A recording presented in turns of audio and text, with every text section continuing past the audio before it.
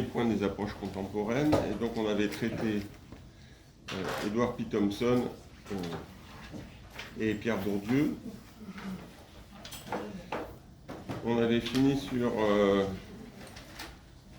l'opposition chez Bourdieu entre classe probable et classe mobilisée, et en quoi c'était différent de classe en soi et classe pour soi chez les marxistes. Et donc on va avoir un point C sur Luc Boltanski et les cadres.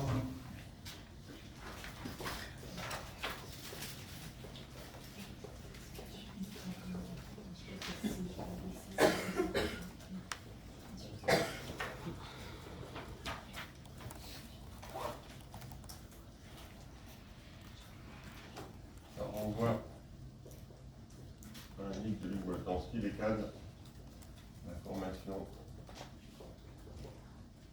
d'un groupe social.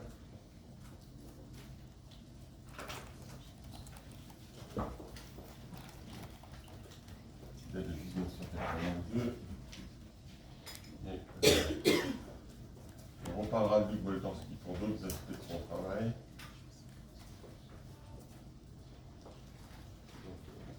Un sociologue toujours vivant.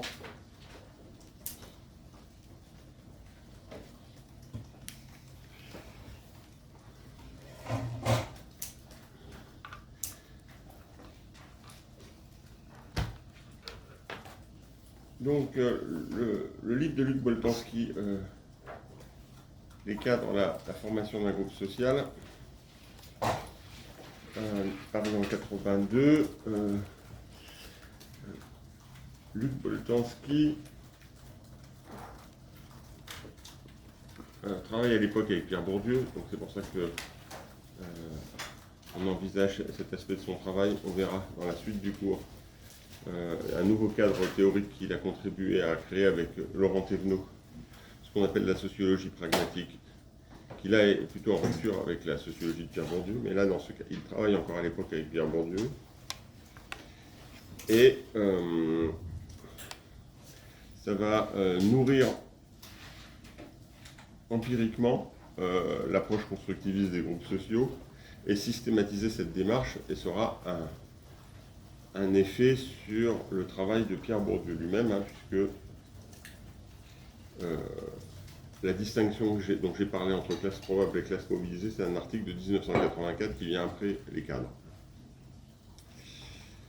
Ce livre, Les cadres, est devenu la référence principale d'une série de travaux constructivistes en France, sur les groupes sociaux, mais aussi sur les institutions, sur les politiques publiques, sur les organisations associatives, syndicales, etc. Donc c'est devenu une référence, disons, importante. C'est devenu presque un classique. Alors, dans ce livre, Boltanski va s'intéresser à l'émergence d'un groupe qu'on appelle les cadres, dans une période qui va des années 1930 aux années 1960.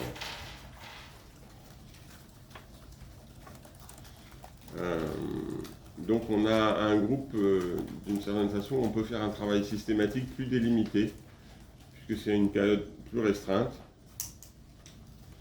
Et c'est pas un groupe aussi important, par exemple, que la classe ouvrière avec Thompson, c'est quelque chose de plus restreint. Et c'est plus facile de systématiser cette démarche, d'autant plus que c'est un cas intéressant, puisque dans les années 1930, où commence son enquête Boltanski, c'est un groupe qui n'existe pas, c'est-à-dire on ne parle pas des cadres. Bon. Et au début des années 70, quand finit son enquête, c'est un groupe qui paraît évident à tout le monde, son existence. Donc comment on passe de quelque chose qui n'existe pas à quelque chose qui paraît évident en une trentaine d'années simplement. Et en plus, c'est un groupe qui n'existe pas dans d'autres pays, comme l'Allemagne ou les États-Unis. C'est-à-dire qu'on va regrouper les individus, les catégories professionnelles de manière différente. Aux États-Unis, on va avoir la catégorie des professionnels. Et ça inclut des gens qui sont dans qui sont des indépendants et des salariés. Bon. En Allemagne, on va avoir la catégorie importante d'ingénieurs, mais qui va être séparée du reste. Or, en France, la catégorie d'ingénieurs va être dans les cadres. Bon. Donc, c'est cette particularité d'un groupe qui n'existe pas au départ et qui paraît évident ensuite, et qui ne correspond pas au découpage qui existe dans d'autres pays. Bon. Donc, comment faire avec cette évidence sociale en France qu'il existe des cadres, alors que ça n'a pas toujours existé, que ça n'existe pas forcément ailleurs?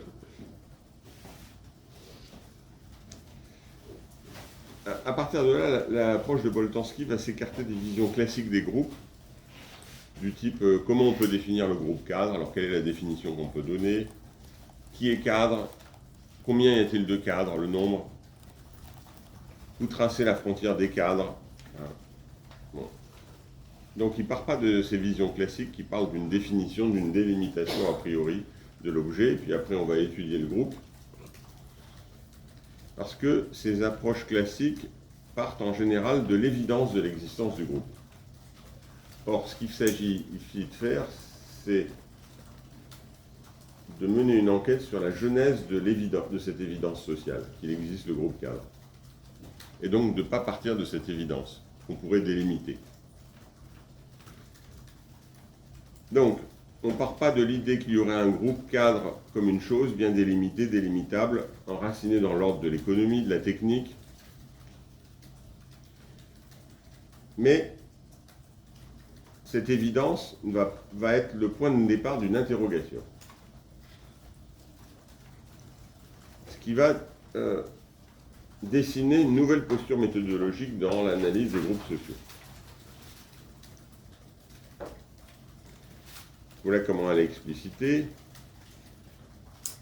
Je cite, « Pour sortir du cercle où s'enferment les débats sans fin et sans solution sur la position de classe des cadres, il faut commencer par renoncer à donner une définition préalable du groupe. Pour sortir du cercle où s'enferment les débats sans fin et sans solution sur la position de classe des cadres, il faut commencer par renoncer à donner une définition préalable. » Bon. Donc on ne part pas d'une définition préalable du groupe. Et, deuxième aspect méthodologique, prendre pour objet la conjoncture historique dans laquelle les cadres se sont formés en groupes explicites dotés d'un nom, d'organisation, de porte-parole, de système de représentation et de valeurs. Et prendre pour objet la conjoncture historique dans laquelle les cadres se sont formés en groupes explicites dotés d'un nom, d'organisation, de porte-parole, de système de représentation et de valeurs.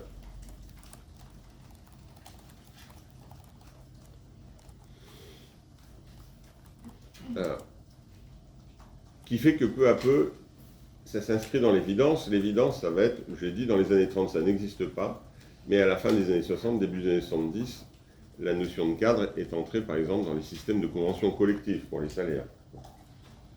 Il existe des syndicats de cadres. Et pendant un temps, les organisations ouvrières qui ne s'inscrivaient pas dans cette logique de reconnaissance des cadres, bon, comme groupe spécifique, la plupart des organisations ouvrières ont créé des secteurs cadres, que ce soit la CGT, la CFDT, Force ouvrière, ont tous créé des secteurs cadres. Donc, ont, d'une certaine façon, participé à consolider cette évidence, à enregistrer cette évidence et à la consolider. Comment prendre pour objet la conjoncture historique qui va créer cette évidence? Voilà ce qu'écrit Boltanski. En interrogeant le travail de regroupement, d'inclusion et d'exclusion dont il est le produit, et en analysant le travail social de définition et de délimitation qui a accompagné la formation du groupe et qui a contribué, en l'objectivant, à le faire être sur le mode du cela va de soi. Donc, on va non pas partir du résultat de ce travail de regroupement, mais on va analyser le travail de regroupement, d'inclusion et d'exclusion. C'est-à-dire inclusion-exclusion, le travail qu'ont fait les acteurs pour savoir eux-mêmes, est-ce qu'on met telle catégorie dans le groupe cadre ou pas? Par exemple, est-ce qu'on met les contremaîtres dans le groupe cadre ou pas? Est-ce qu'on met des PDG qui sont salariés dans le groupe cadre ou pas? Bon. des choses comme ça. Donc, mais c'est les acteurs eux-mêmes qui vont faire ce travail conflictuel de regroupement, d'inclusion et d'exclusion. Donc en interrogeant le travail de regroupement, d'inclusion et d'exclusion dont il est le produit, et en analysant le travail social de définition et de délimitation. Excusez-moi. Oui. Qui vous appelez les acteurs exactement? Les acteurs, c'est ceux qui agissent. Oui, mais du coup, là, dans ce cas-là, c'est C'est des syndicalistes, c'est ceux qui sont contre, des ouvriers qui disent mais non, les cadres ça n'existe pas, il n'existe que des salariés. C'était la position des marxistes par exemple. Et puis ceux qui disent non, il y a quelque chose de spécifique des cadres, ça peut être des syndicalistes, des associatifs, des gens de l'État, des hauts fonctionnaires, qui peu à peu vont faire que, par exemple, on va avoir la catégorie cadre dans les conventions collectives de salaire. Donc ils demandent aux cadres, enfin, présupposés cadres, eux aussi, quand ils demandent à tout le monde. Oui, c'est les cadres eux-mêmes, c'est les gens extérieurs, c'est ceux qui disent mais non, ça n'existe pas. C'est tout ce travail. Donc c'est des multiples acteurs, c'est des journalistes, c'est des essayistes, c'est des sociologues. Bon. Il y a tout un ensemble d'acteurs très diversifiés qui vont intervenir pour savoir qui est dedans, qui est dehors, dans quelle mesure ça existe. Mais peu à peu, ils vont contribuer à stabiliser l'évidence que ça existe, les cadres.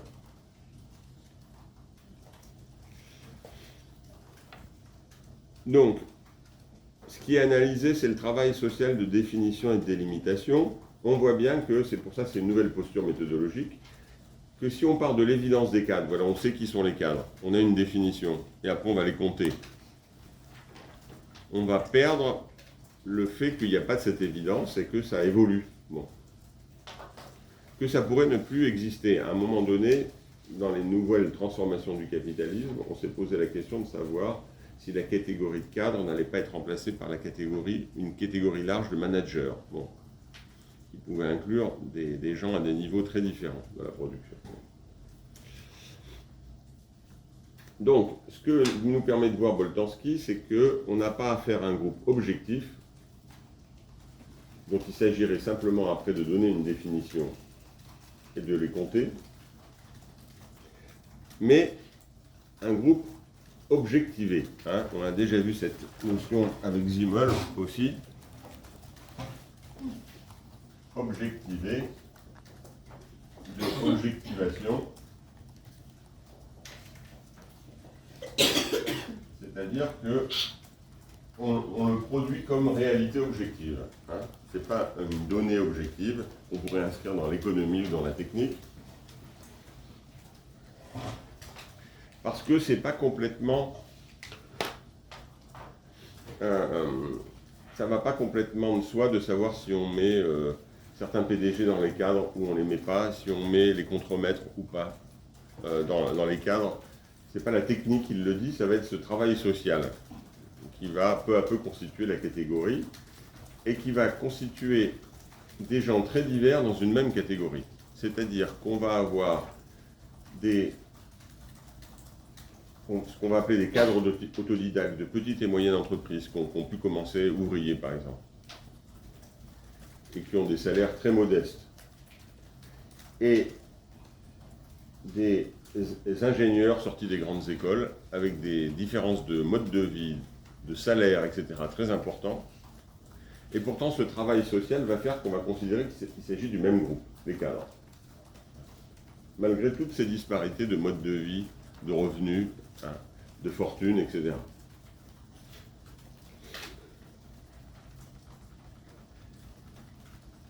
Donc, en affinité avec ce qu'on a déjà vu chez Bourdieu, l'accent est mis sur la double dimension symbolique et politique dans la construction du groupe.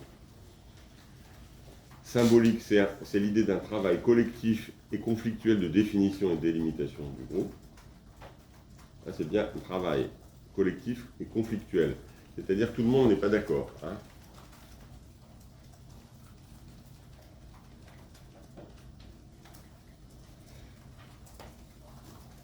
Une dimension donc symbolique, travail collectif et conflictuel de définition et de délimitation du groupe, et dimension politique. Une institutionnalisation du groupe à travers des porte-paroles syndicaux et politiques notamment. Des associations de cadres, des syndicats de cadres, des regroupements de cadres au sein des confédérations de salariés, etc. Et donc, on a un processus d'unification relative d'individus hétérogènes.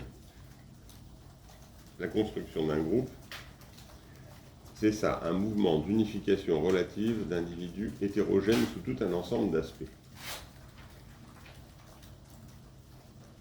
Des aspects de salaire, de mode de vie, de rapport au monde, de représentation. Ils sont hétérogènes, mais le groupe va constituer une unification relative sous un certain angle d'individus hétérogènes.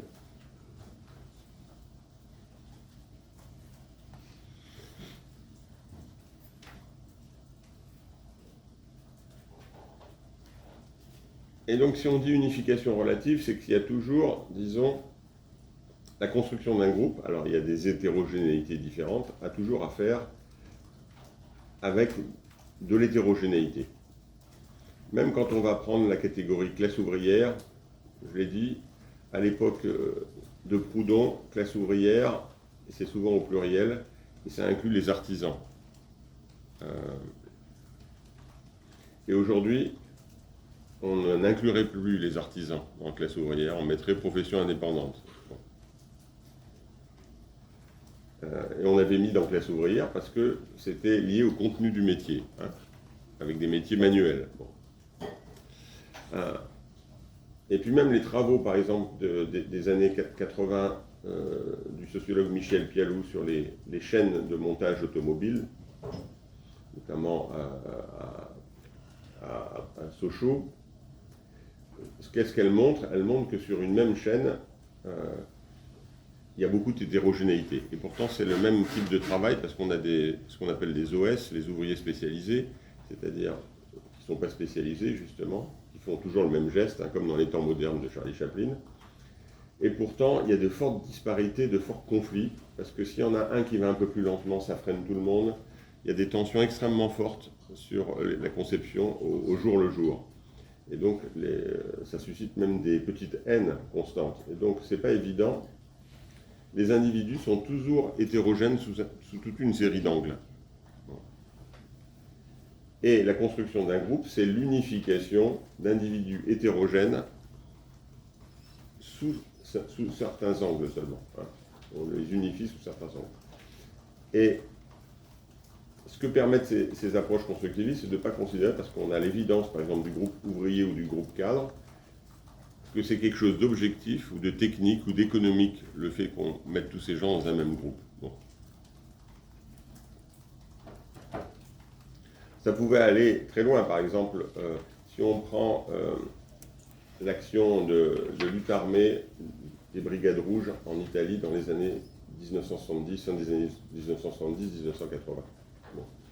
Eh bien, ces questions de définition ont eu un rôle, parce que les groupes, par exemple, qui ont décidé que les contremaîtres n'étaient pas dans la classe ouvrière, eh bien, les Brigades Rouges ont tué des contremaîtres à la sortie des usines. Alors, parce qu'ils n'étaient pas ouvriers. Donc vous voyez bien, même ce travail de définition avait quelques conséquences sur la vie des personnes même. Hein. Donc, dans ce cas extrême, disons, du terrorisme d'extrême gauche, disons, en Italie et en Allemagne, disons, de la fin des années 70, début des années 80. Bon.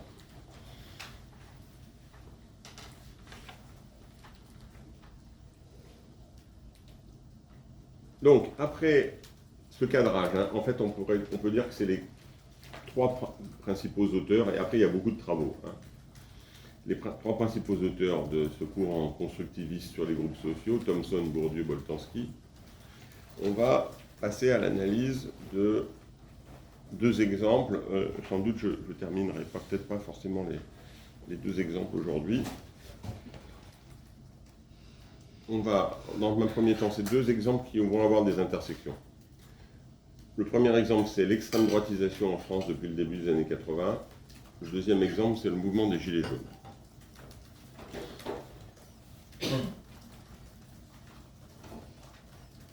Alors, le premier point, donc, c'est le grand C.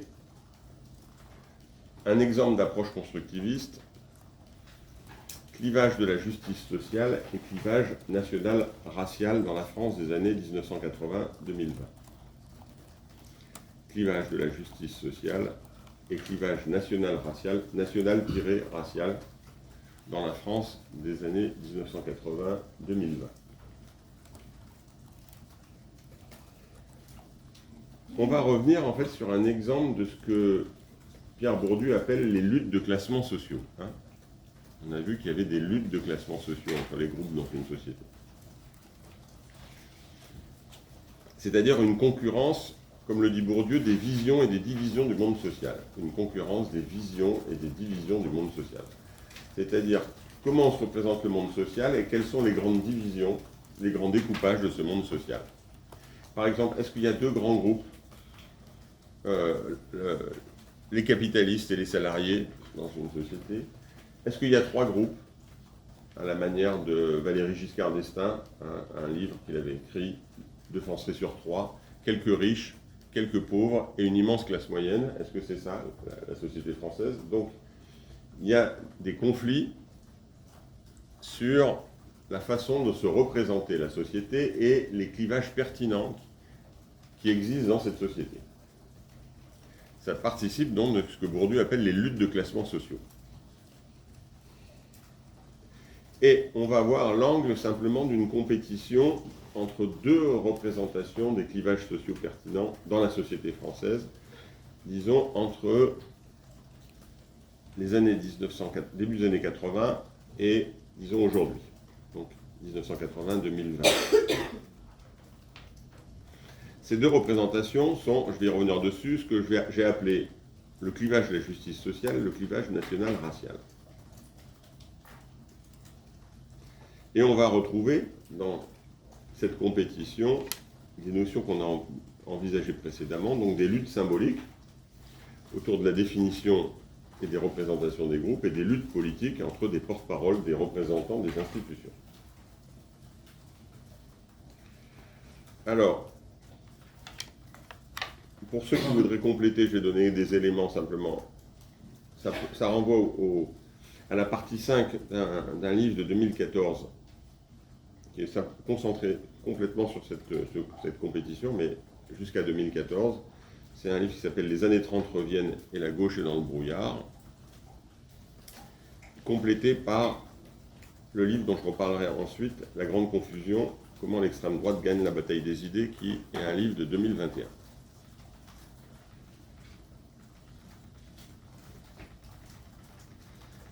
Alors, d'abord, clivage de la justice sociale, clivage national-racial. C'est le petit a, du clivage de la justice sociale au clivage national-racial. On pourrait dire, disons, un grand trait, parce qu'après, il faudrait spécifier selon des conjonctures plus précises. La France a fortement été marquée par une certaine représentation de la question sociale autour de l'opposition concernant les ressources des individus et des groupes. Ça peut être riche-pauvre, patron-ouvrier, toutes ces formes, riche-pauvre, patron-ouvrier, c'est autour des ressources des différents acteurs que se constitue le clivage. Ça a été porté par le travail politique de ce qu'on a appelé la gauche, avec différentes variantes, les variantes marxisantes, mais aussi par exemple les variantes chrétiennes sociales. L'importance, disons, à partir des années 70 en France de ce qu'on a appelé les chrétiens de gauche,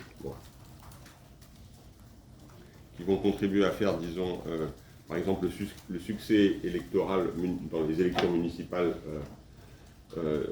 du Parti socialiste dans les années 70, dans des secteurs où la gauche était très faible, comme la Bretagne, et qui vont devenir hégémoniques, disons, à gauche, par l'action de ce qu'on appelait donc, les chrétiens de gauche. Donc, la gauche, dans ses variantes marxisantes ou chrétiennes sociales, va porter ce clivage et ça va avoir des effets à droite. Le gaullisme reste marqué par cette vision. Par exemple, le gaullisme va proposer des formes de compromis et d'alliances, de compromis entre capital et travail, mais en reconnaissant que la division capital-travail est la division principale. Simplement, il faut simplement trouver des modes de redistribution, etc. entre les deux. Donc, une des fractions importantes de la droite, le gaullisme, est aussi marquée par cette représentation en fonction des ressources. donc des conflits sociaux autour de la production et de la répartition des richesses. Donc c'est ça que j'appelle clivage de la justice sociale. Dans le mouvement ouvrier, on a souvent appelé ça le clivage de classe. Mais si on dit le clivage de classe, on va rester avec l'illusion qu'il n'y a qu'une seule façon de construire les classes. Donc c'est pour ça que j'utilise le terme clivage de la justice sociale.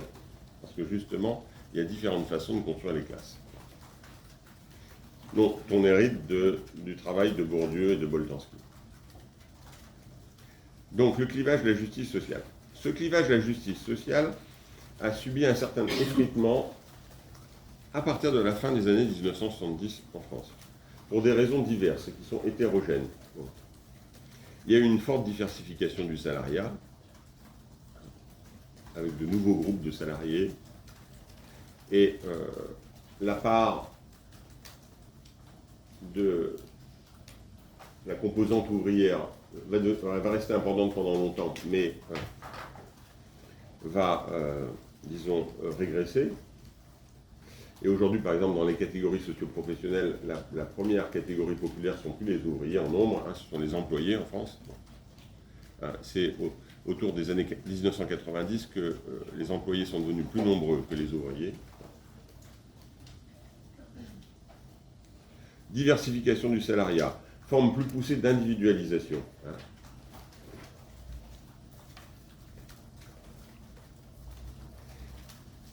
Affaiblissement des institutions de mobilisation du groupe.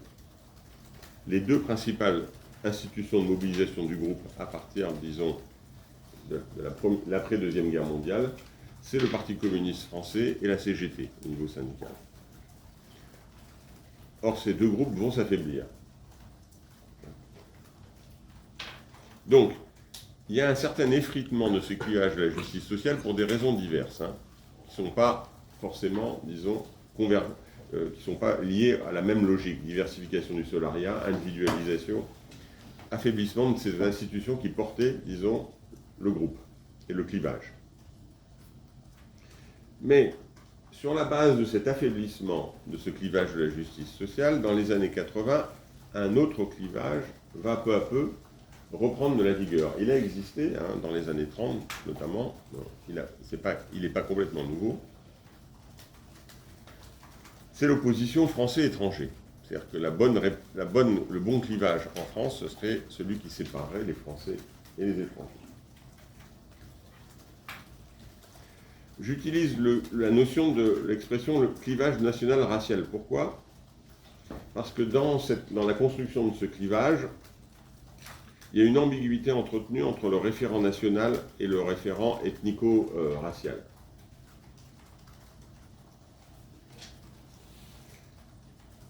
Par exemple, dans ce clivage, il y a beaucoup d'individus, de personnes qui sont juridiquement françaises, mais qui sont perçues comme étrangères. Donc, ce n'est pas la qualité juridique. Et donc, il y a bien des dimensions raciales et ethniques qui sont engagées. C'est perçu, ils sont juridiquement français, mais ils sont perçus comme étrangers.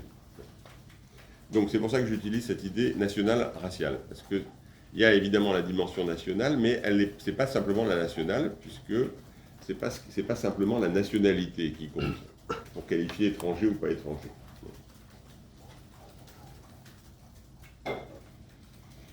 Ce clivage de la nationale raciale va d'autant plus progresser que le clivage de la justice sociale va régresser.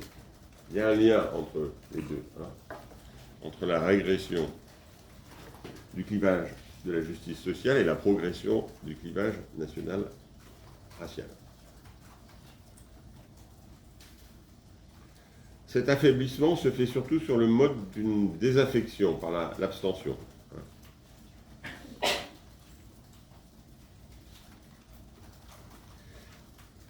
Encore aujourd'hui, le premier parti populaire, au sens de l'électorat des ouvriers et des employés, c'est l'abstention. Le Front National, Rassemblement National est devenu le premier parti populaire chez les gens qui votent.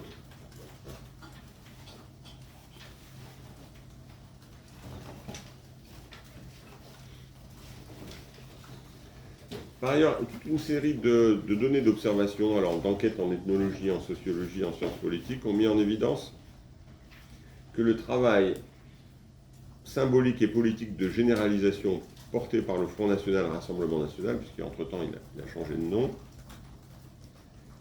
avait embrayé sur des processus de racialisation ou d'ethnicisation qui travaillaient la société française. On retrouve les analyses de Gabriel Tarde. C'est-à-dire dans une forme de causalité circulaire, une certaine ethnicisation quotidienne dans certains secteurs de la société a nourri le développement du Front National Rassemblement National, et le développement du Front National Rassemblement National a nourri l'ethnicisation quotidienne, lui a donné de la légitimité, de la généralité.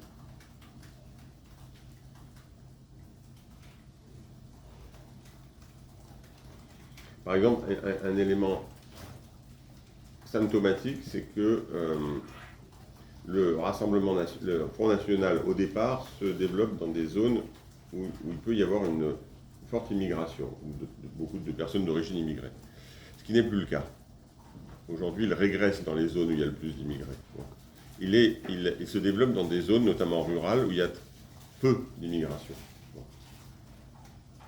Par exemple, là où j'habite, dans le Gard, il se développe essentiellement dans des communes rurales, pas dans les villes comme Nîmes, Alès, etc., mais dans les zones rurales vers le bord de mer, où parfois il y a très peu de migrants, ou de gens d'origine immigrée. Et là, le Front National fait des scores de 70-80%.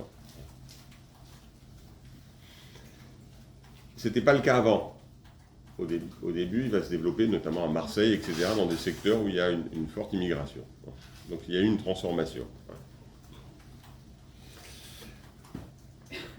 Donc, il y a une sorte de causalité structurelle. Il y a bien une certaine ethnicisation dans certains secteurs de la société qui va au départ nourrir le développement du Front National Rassemblement National. Et puis après, ce développement du Front National Rassemblement National va donner de la généralité, de la légitimité à cette ethnicisation, va l'étendre. Donc, ce n'est pas le Front National Rassemblement National qui crée l'ethnicisation. En fait, il donne une portée plus générale et une légitimité à des éléments déjà présents mais plus dilués. On retrouve cette analyse de Gabriel Tarde.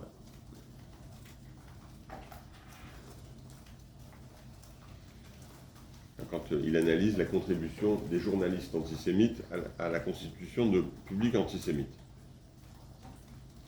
Dans cette dialectique entre des ethnicisations ordinaires mais localisées et leur politisation par le Rassemblement national, il y a deux aspects qu'il faut noter importants.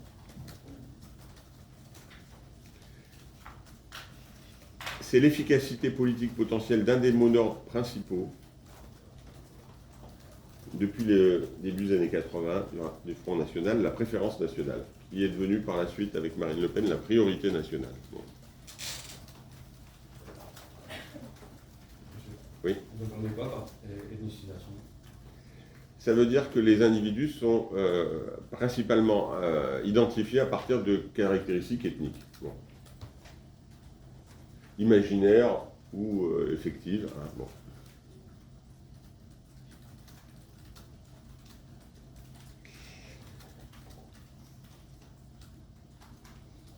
Et évidemment, ça joue dans la différence entre clivage de la justice sociale et clivage national-racial. Parce que si les individus sont principalement vus sous l'angle de leur position dans la hiérarchie des richesses, et si les individus sont principalement vus sous l'angle de leurs caractéristiques ethniques, ça change évidemment la représentation de la société.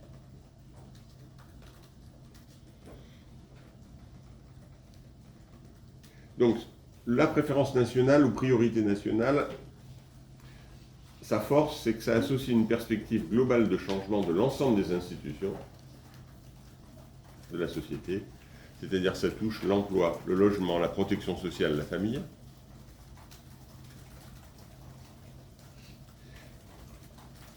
Et ça a une portée quotidienne appropriable de manière concrète. C'est-à-dire telle ou telle personne va se dire que son enfant va pouvoir occuper l'emploi ou le logement de l'immigré d'à côté. Donc c'est extrêmement concret et en même temps c'est une réorganisation d'ensemble de la société, la préférence nationale. C'est une sorte de slogan abstrait concret. Il n'y a pas d'ailleurs du côté du clivage de la justice sociale un tel slogan qui a émergé dans la même époque, qui dirait à la fois du concret et de l'abstrait comme ça. C'est-à-dire qui porterait l'idée d'une transformation globale et en même temps qui dit des choses immédiatement concrètes pour les personnes qui se l'approprient. Il n'y a pas au niveau. Donc il y a une efficacité potentielle de ce mot d'ordre. Le deuxième élément important dans cette causalité structurelle entre ethnicisation ordinaire et politisation de l'ethnicisation par le Front National et le Rassemblement National, c'est la façon dont l'association insécurité et immigration, qui a été portée au départ principalement par le Front National, a fini par avoir un large écho à droite et même à gauche. C'est le succès de cette association. Au début, c'est une association très localisée, portée par une force politique très minoritaire. Aujourd'hui, elle est beaucoup plus largement admise comme exprimant une réalité, le lien insécurité-immigration.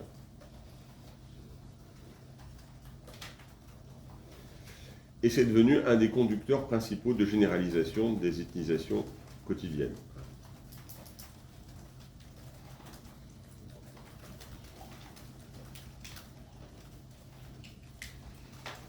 Alors on va voir comment les différentes phases politiques, c'est le petit b, vont jouer un rôle. J'ai appelé ça sarkozysme, hollandisme, macronisme. Donc petit b, sarkozysme, hollandisme, macronisme.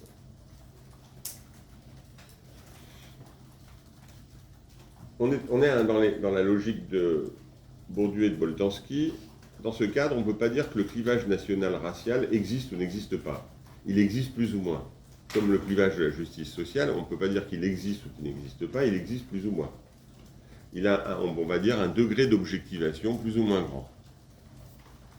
C'est-à-dire qu'il est plus ou moins partagé dans des consciences, il est plus ou moins porté par des institutions, des porte-paroles, il est plus ou moins dans des secteurs de la société évidents ou pas évidents. Donc un clivage, ce n'est pas blanc ou noir, il existe ou il n'existe pas, il a des degrés d'objectivation, d'évidence. En fonction des conjonctures, il va plus ou moins exister. Et en relation, puisqu'il y a une compétition entre ces clivages. Dans ce cadre, on peut saisir la place des moments qu'on va appeler sarkozysme, hollandisme, macronisme. Sarkozysme, on va prendre pas simplement quand Nicolas Sarkozy est président de la République, mais dès 2005, donc entre 2005 et 2012, qui inclut sa fonction de ministre de l'Intérieur qui va voir émerger ce type de thématique. Il est ministre de l'Intérieur de Jacques Chirac.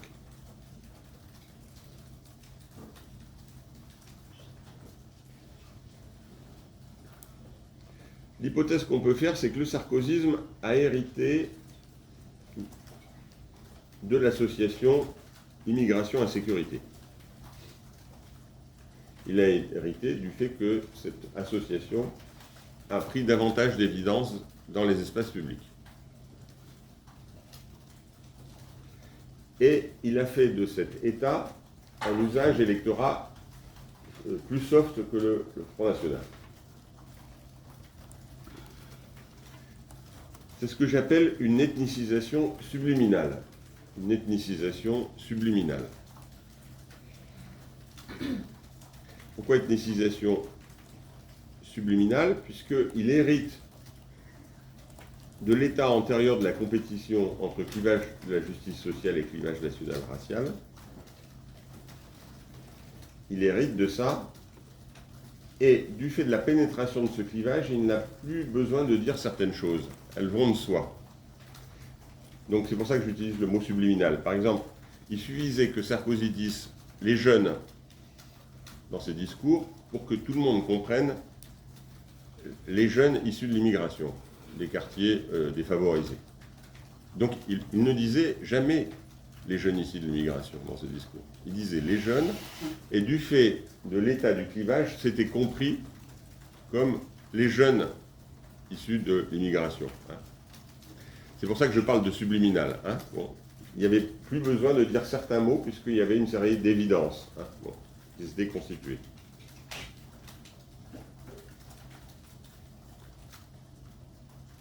Alors, issus de l'immigration, jeunes arabes, jeunes musulmans, bon, délinquants, parce que donc ils s'étaient associés, jeunes arabes, musulmans, délinquants. Bon. Et si on reprend les discours, il y avait jeunes simplement. Bon. Et dans l'électorat, c'était compris, pas simplement jeunes.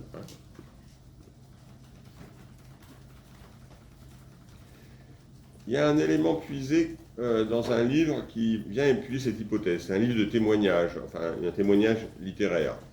C'est l'écrivaine et dramaturge Yasmina Reza. C'est un livre qui s'appelle L'aube, le soir, la nuit de 2007. En fait, cette écrivaine, Yasmina Reza, a suivi, aux côtés de Sarkozy, sa campagne, donc, la campagne électorale, et il était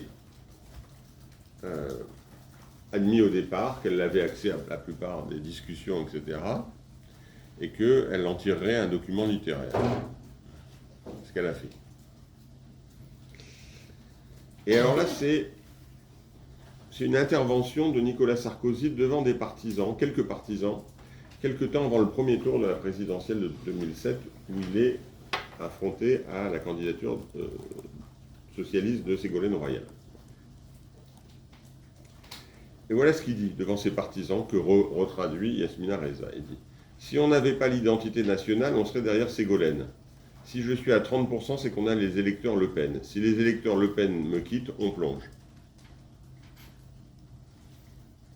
Donc, une construction tactique, cynique, tactique, sur le moment, par rapport à la thématique de l'identité nationale, au rapport, disons, à l'électorat du Front National, et dans la compétition avec Ségolène Royal.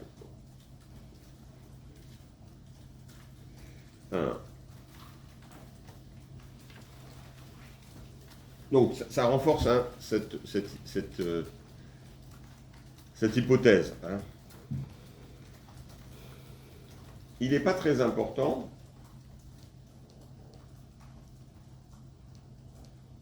que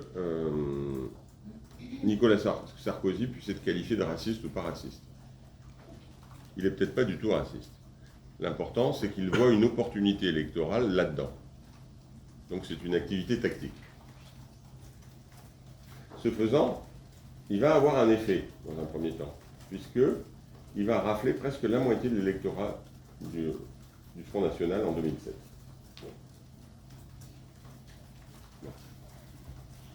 C'est la première fois où le Front National et Jean-Marie Le Pen baissent fortement, après le fait qu'il ait été en 2002 au deuxième tour.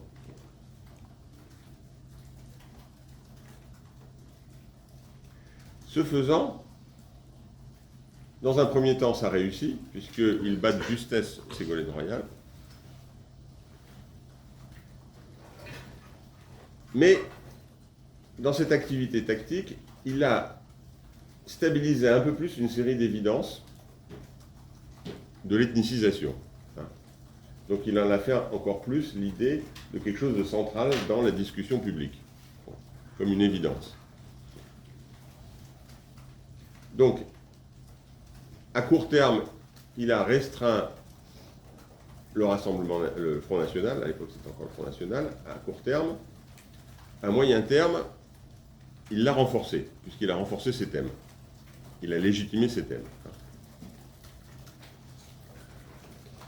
D'autres figures de droite ont essayé de réutiliser ces recettes sarkoziennes, c'est ce qu'on appelait la droite décomplexée. La droite décomplexée, c'est justement une droite décomplexé par rapport au clivage national-racial. Et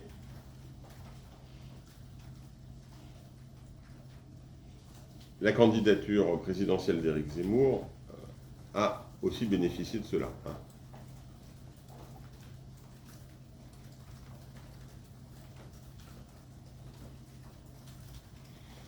En sachant qu'Éric Zemmour, il vient de la droite classique, au départ. C'est un journaliste de droite classique du Figaro. Et c'est peu à peu qu'il devient quelqu'un qu'on va qualifier d'extrême droite.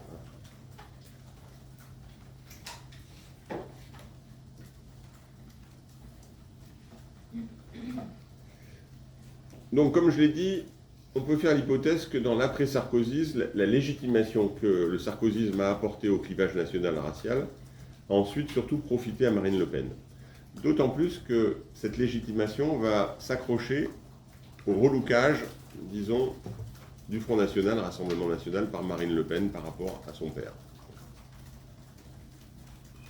Avec un discours républicanisé et laïcisé. C'est-à-dire que les références républicaines n'étaient pas centrales du tout dans la représentation du Front National, ça devient central la thématique républicaine.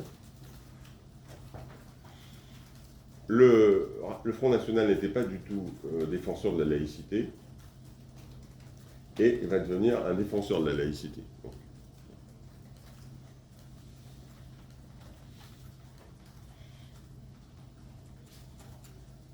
Mais ce que va devenir peu à peu l'usage de la laïcité dans le débat public, c'est-à-dire que la laïcité va principalement être une référence qui est utilisée par rapport aux musulmans.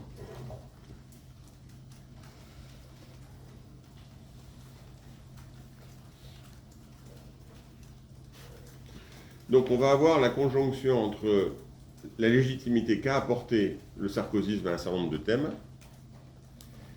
et les transformations du Rassemblement national, qui va peu à peu essayer de se détacher de l'image de partis d'extrême droite. Bon.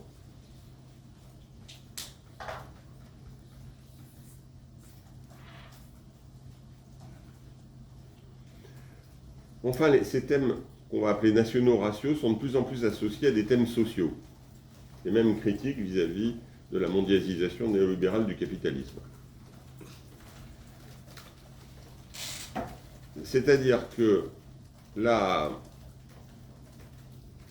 force du Front National Rassemblement National, c'est d'avoir fait du clivage de la justice sociale un sous-point du clivage national-racial.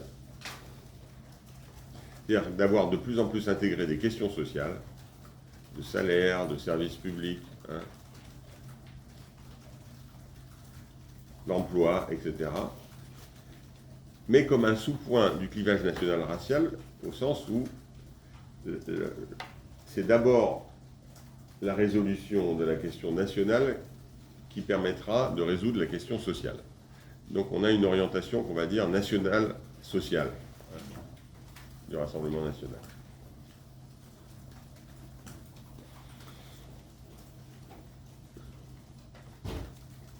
Et comme je l'ai dit, par rapport aux électeurs qui votent, le Rassemblement national est devenu le premier parti pour lequel, disons, votent les ouvriers et les employés en France, ceux qui votent.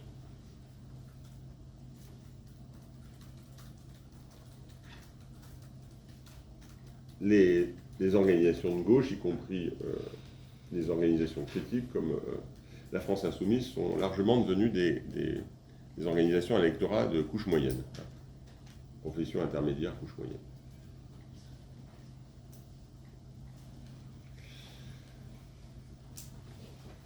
Bon, ça a porté, puisque dans l'élection présidentielle de 2017, Marine Le Pen a recueilli plus de 10,6 millions de voix au second tour, donc c'est quand même presque 2 fois plus que son père au deuxième tour de 2002. Presque 2 fois plus. Jean-Marie Le Pen, pour atteindre le second tour, avait fait 5,5 millions de voix. En 2022, elle a recueilli encore un peu plus, 13,2 millions, c'est-à-dire 2,5 millions de plus. Et dans les différents sondages qui ont été réalisés dans toute l'année 2023, elle est donnée comme souvent la gagnante possible et même probable de la prochaine élection présidentielle. Donc on peut dire que ce travail a eu des résultats, disons.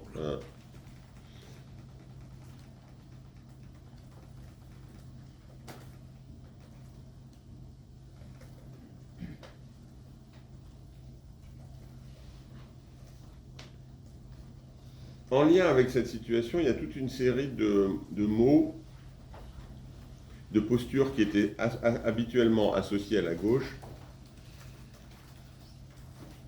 qui vont avoir des usages, disons, ultra-conservateurs.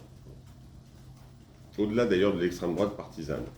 Les mots comme critique sociale, critique du néolibéralisme, critique de la finance, critique de la mondialisation, peuple, classe populaire, sociale, sont des mots qui au départ étaient associés au pôle gauche de l'espace politique et aujourd'hui sont utilisés aussi par des secteurs ultra-conservateurs.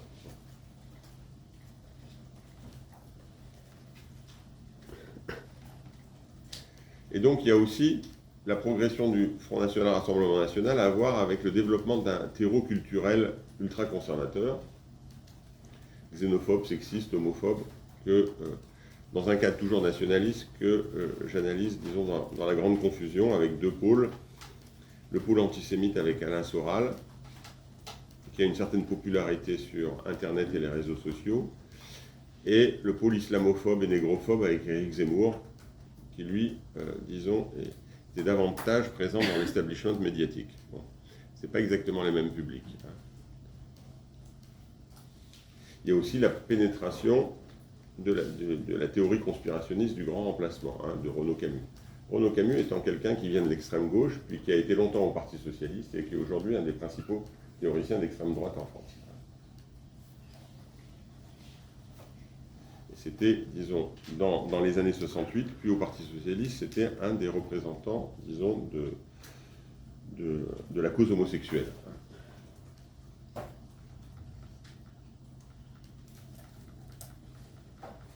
Ce terreau culturel ultra-conservateur contribue à brouiller les repères politiques et idéologiques qui étaient antérieurement stabilisés, puisqu'il va associer de plus en plus des thèmes d'extrême droite et des thèmes de gauche. C'est ça que j'ai appelé des zones confusionnistes. Confusionnistes au sens où on va avoir de plus en plus d'hybridation, d'amalgame, d'interférences entre des thèmes d'extrême droite, de droite et de gauche.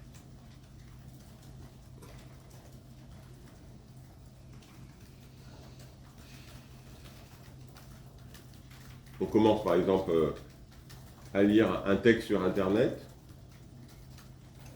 On a l'impression que c'est une critique altermondialiste de la mondialisation libérale type attaque.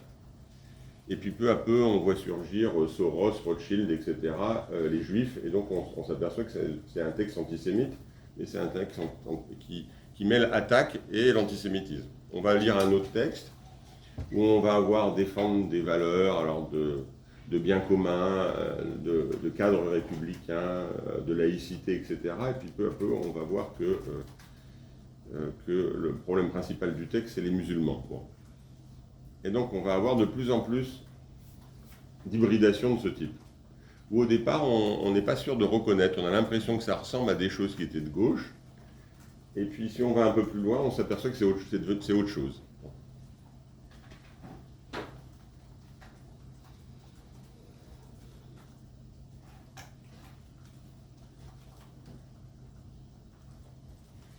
À partir de 2015, certains ont proposé même une alliance politique. Ça n'a pas d'effet pour l'instant dans l'état des forces politiques, mais un économiste de gauche radicale qui vient du trotskisme, qui était longtemps un économiste associé au Front de gauche, donc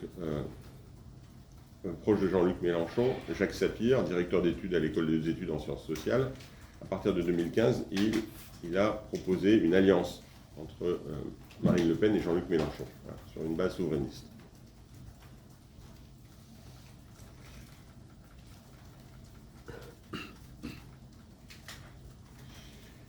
Donc on a vu le sarkozysme et le post-sarkozysme, le hollandisme dans tout ça. Le hollandisme qui est une sorte de dernier peut-être revival de la gauche électorale en France. En menant des politiques d'austérité à cause des directives, disons, européennes néolibérales, n'a pas pu activer le clivage de la justice sociale. Bon. Donc c'est ça aussi, parce qu'un clivage monte parce qu'un autre recule. Hein. Il a accru des déceptions, donc avec aussi un développement de l'abstention de l'électorat populaire qui votait à gauche. Et par ailleurs, il a hérité, ça c'est du fait qu'il ne peut pas porter le clivage de la justice sociale. Et du côté du clivage national-racial, il a hérité d'une certaine façon du sarkozysme sur le terrain sécuritaire et de l'immigration. Donc il a pu mettre la main, de manière plus soft que le sarkozysme, à des tonalités sécuritaires xénophobes, mais plus soft, à cause des contraintes de l'idéologie de gauche. Et ça a été le cas, évidemment, de son ministre de l'Intérieur, qui va devenir son Premier ministre, Manuel Valls.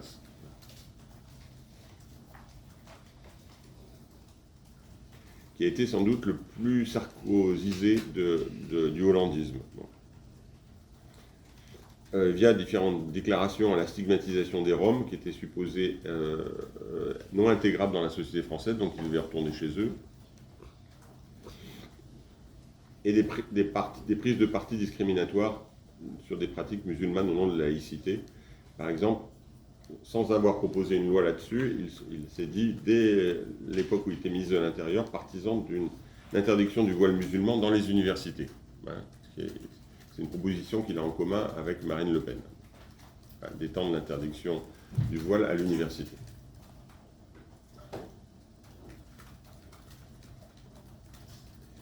Il a soutenu aussi les arrêtés anti-Burkini pris par différentes municipalités. François Hollande lui-même a repris une proposition de l'extrême droite suite aux attentats de novembre 2015, avec la proposition de la déchéance de nationalité. Finalement, ça a agité beaucoup les débats publics, cette idée de déchéance de la nationalité pour les terroristes.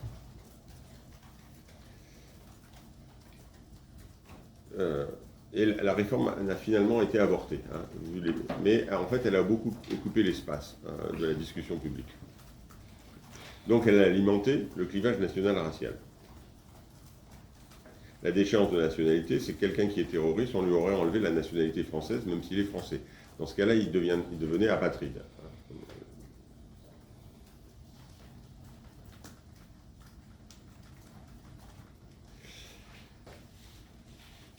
Le macronisme a contribué à ça, pas au départ, puisque pendant la campagne de 2017, Emmanuel Macron met à distance les thèmes identitaires avec des discours plutôt pluriculturels.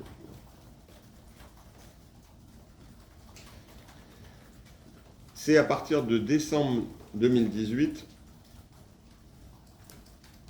que le macronisme a commencé à être aimanté par les thèmes d'extrême droite sur les terrains immigration, islam, laïcité. C'est dans le contexte des Gilets jaunes, donc c'est un rapport avec l'exemple suivant. Il y a un moment de désorientation d'Emmanuel Macron, les débuts du mouvement des Gilets jaunes, en novembre 2018. Il fait plusieurs discours qui n'ont aucun écho.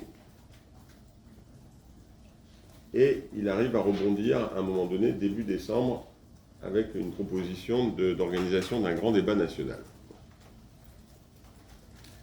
Et c'est dans ce discours, annonçant le grand débat national, qu'il va mettre en avant le lien immigration, islam, laïcité.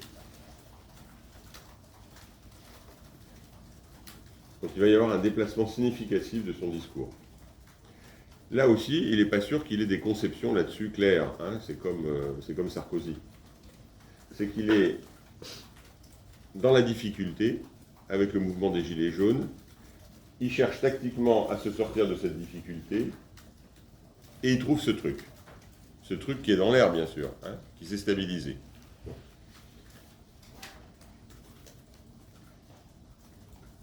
avec l'insistance de plus en plus, à partir de décembre 2018, là ça va marquer beaucoup de ces discours, jusqu'à aujourd'hui. Le danger au départ des communautarismes, et le communautarisme va être remplacé à un moment donné par séparatisme.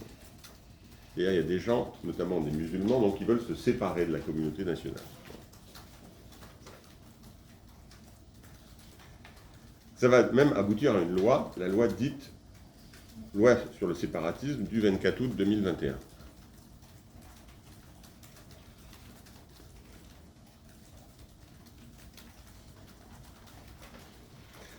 Là aussi, on a, pour des raisons tactiques, une alimentation de l'évidence et de la légitimité du clivage national racial. À partir de décembre 2018.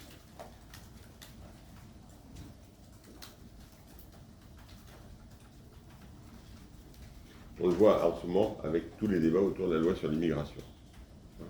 Parce que c'est considéré comme un enjeu, et un enjeu d'alliance avec la droite.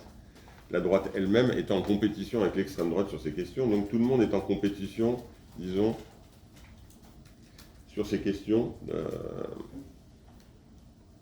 Et donc, le curseur s'est fortement déplacé du débat public.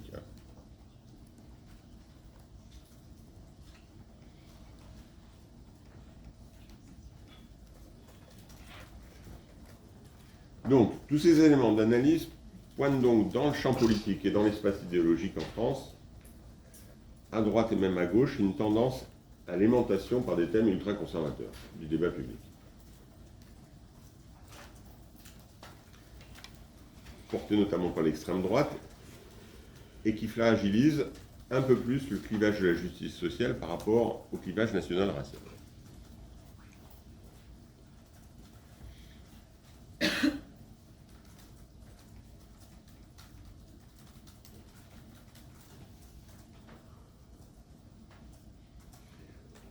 Voilà, premier exemple d'une analyse, disons, d'une question récente d'actualité qui va de début des années 80 jusqu'à aujourd'hui, à travers l'angle constructiviste et ce thème de Bourdieu des lignes de classements sociaux et de la compétition pour définir le clivage pertinent dans la société.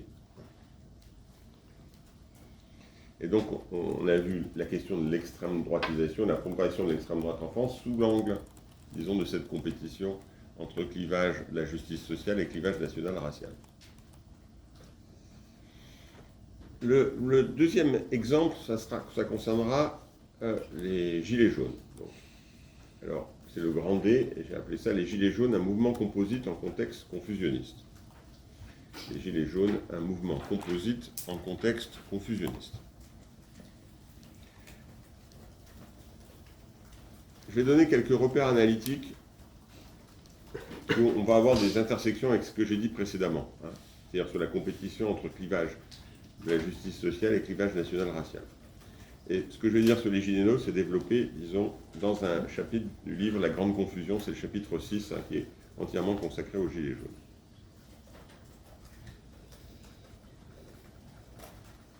Donc d'abord, premier point, petit a, sur le contexte global de la période. C'est-à-dire que pour analyser le mouvement des Gilets jaunes, on va voir dans quel contexte il se situe. Parce que peut-être une partie de ses caractéristiques ont à voir avec le contexte. Souvent, quand on va voir un mouvement, on va s'intéresser aux caractéristiques du mouvement lui-même. Et là, on va voir en quoi le mouvement a des caractéristiques qui sont liées aussi au contexte dans lequel il émerge. Il aurait émergé dans les années 70 ou dans les années 80, ça n'aurait pas forcément eu la même signification, et exactement le même mouvement. Donc, petit a sur le contexte global de la période. Donc, mon hypothèse, c'est qu'on est situé dans une période de fort brouillage des repères politiques qui ont émergé, disons, à la fin du XVIIIe siècle et qui ont dominé le XXe siècle en France et après dans beaucoup de pays du monde. Pas dans tous, mais dans d'autres pays du monde. C'est l'opposition gauche-droite. C'est quelque chose qui est né en France, qui va cheminer lentement. On croit souvent que c'est quelque chose qui est fort au 19e. Ça va plutôt, les travaux historiques montrent que ça chemine, que c'est un déclivage, que ça chemine assez lentement en France comme clivage central, gauche-droite, mais ça va devenir le clivage dominant pour penser la politique, gauche-droite, au XXe siècle. Et ça va avoir des effets dans pas mal d'autres pays du monde. Bon.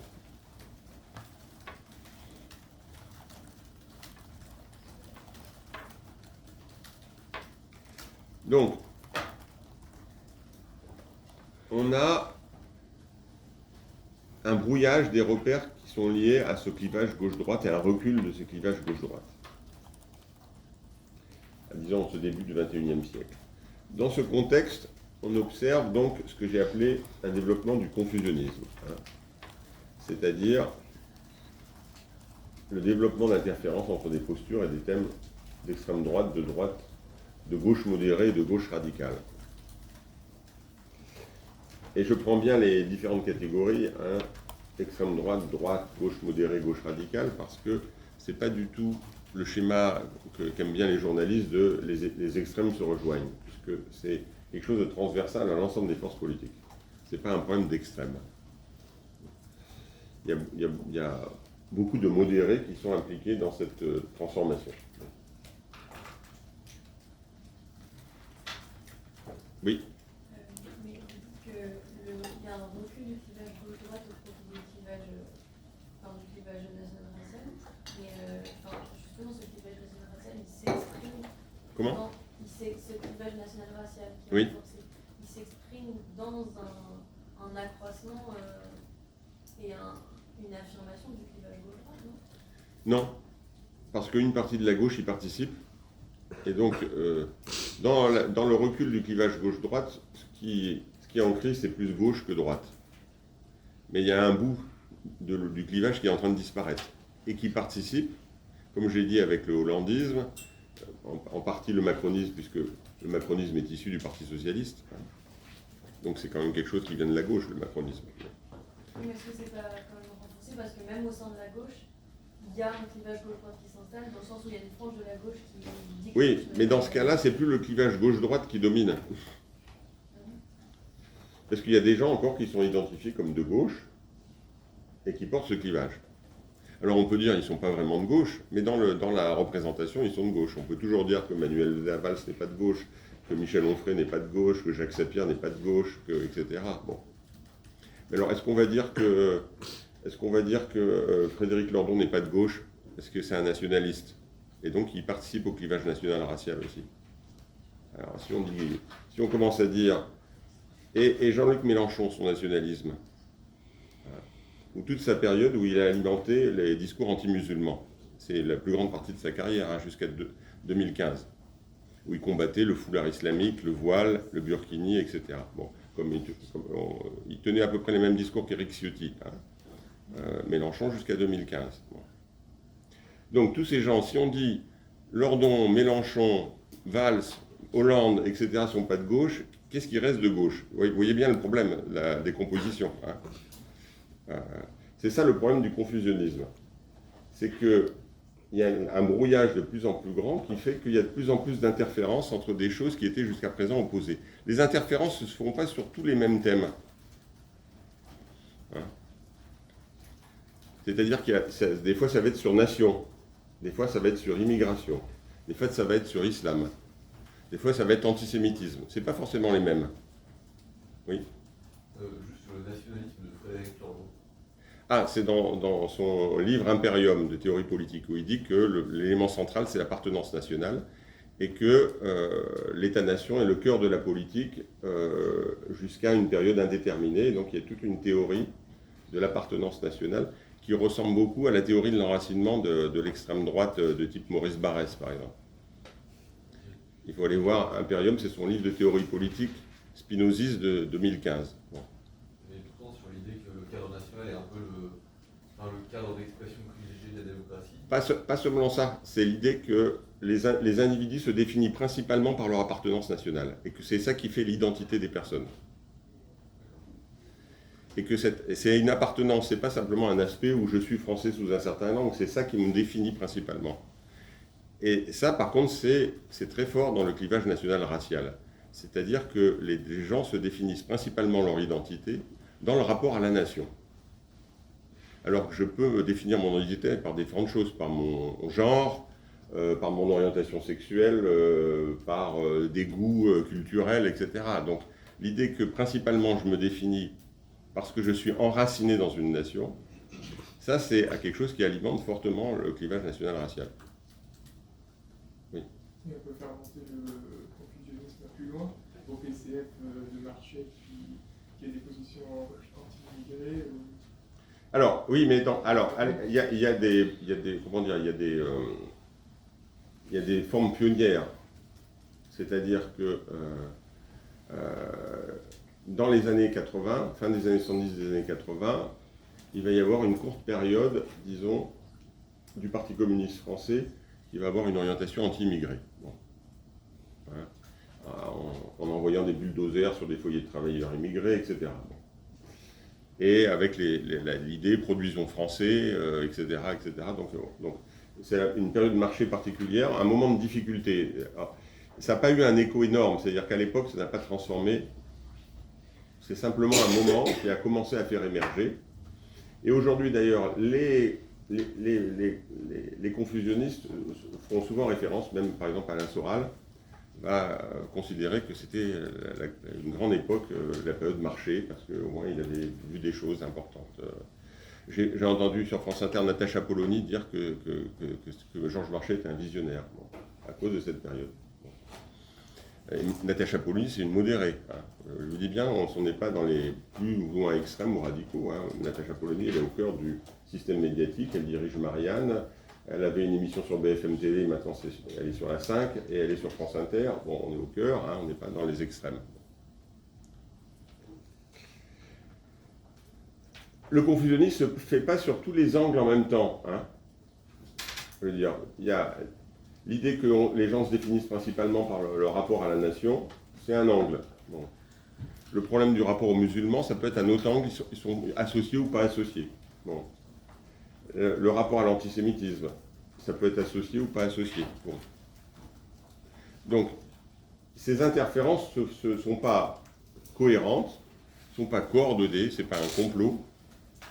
C'est simplement que peu à peu se stabilisent dans les représentations et dans les discours des alliances ou des hybridations diverses, bon.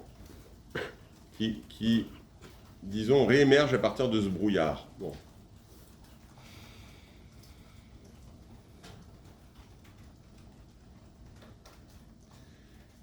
Ces bricolages idéologiques occupent fortement l'espace de la critique sociale aujourd'hui, notamment sur Internet et sur les réseaux sociaux.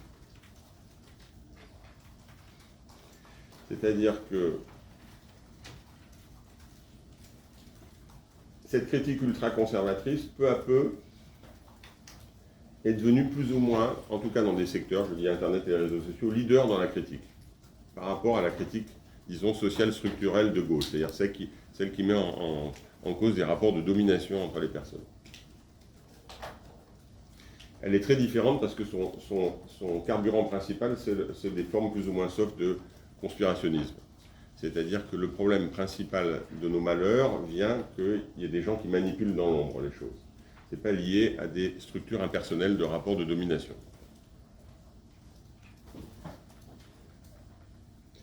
Et donc, la modalité de la critique qui est privilégiée, c'est ce que j'appelle un hypercriticisme anti-système, ultra-conservateur, conspirationniste. Donc, qui est plus critique que Éric Zemmour et Donald Trump aujourd'hui? Qui est plus anti-système? Et donc, en fait, largement, la critique est passée de la gauche à l'extrême droite, dans ces années-là.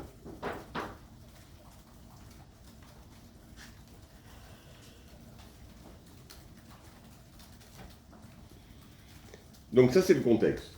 Et donc, les Gilets jaunes interviennent dans ce contexte. Bon. Il émerge en octobre, alors, petit b, le relatif consensus initial autour d'un mouvement surévalué médiatiquement. Un relatif consensus initial autour d'un mouvement surévalué médiatiquement.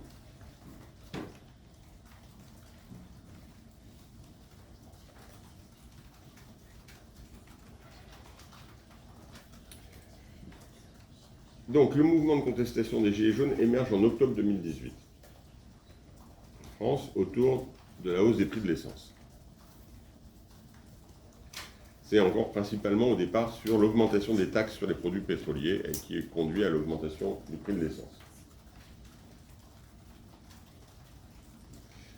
Puis, de l'augmentation du prix de l'essence, ça va élargir à des problèmes sociaux et politiques.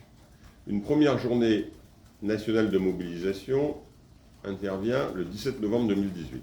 C'est la première journée nationale de mobilisation. Ça commence en octobre parce qu'il y a des pétitions notamment qui circulent, des vidéos, etc. en octobre, et puis la première journée de mobilisation, c'est le 17 novembre. Avec des manifestations, mais la nouveauté, c'est des barrages routiers sur des ronds-points. C'est une des particularités de ce mouvement des barrages routiers sur des ronds-points. Dans un premier temps, les médias ont donné de manière plutôt consensuelle une image positive du mouvement. Et quand je dis les médias, c'est très large, ça va de Valeurs Actuelles à l'Humanité, de Causeur à Mediapart, du Figaro Vox à Politis, du Monde à Libération.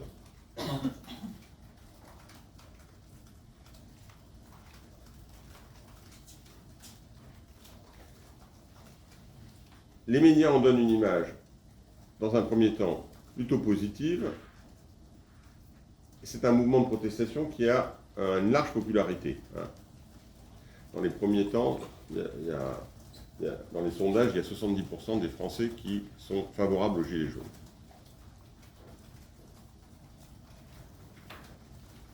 Les chaînes d'information continuent, BFM TV, CNews amplifient l'écho public de la protestation.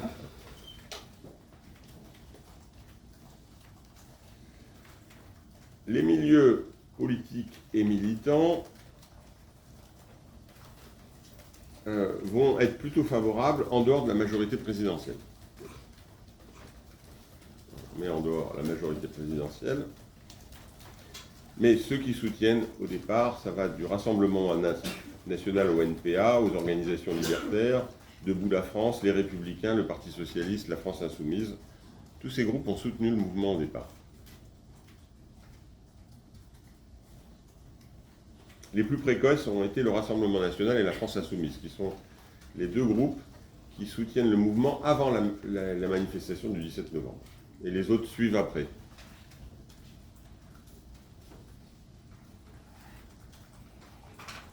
La couverture médiatique globalement favorable va s'effilocher toutefois avec les violences dont les manifestations du samedi 1er décembre 2018 sont l'occasion. Il y a des violences, il commence à y avoir une médiatisation forte des violences. Et là, on a une évolution, un déplacement par rapport à la couverture médiatique favorable au mouvement. Puisqu'une bonne partie de la couverture du mouvement va concerner les violences. Les violences d'ailleurs des manifestants. Parce que les grands médias vont mettre plusieurs mois à prendre en compte les violences policières. Qui dès le départ vont être assez importantes, mais qui sont peu couvertes médiatiquement.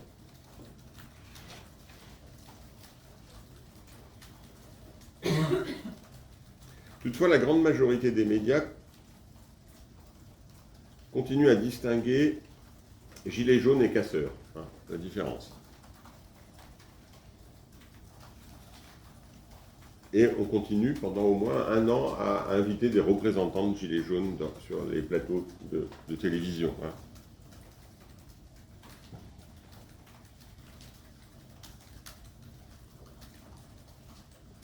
Les gilets jaunes vont être affaiblis de plus en plus au fil de manifestations qui vont devenir moins nombreuses, mais vont garder une certaine place pendant un certain temps dans les médias. Ça donne régulièrement l'occasion donc des participants de s'exprimer. Ce qui a constitué, on peut dire, un traitement plus favorable que beaucoup de mouvements sociaux. Juste avant, on a eu un mouvement social à la SNCF en avril-juin 2018, donc juste avant.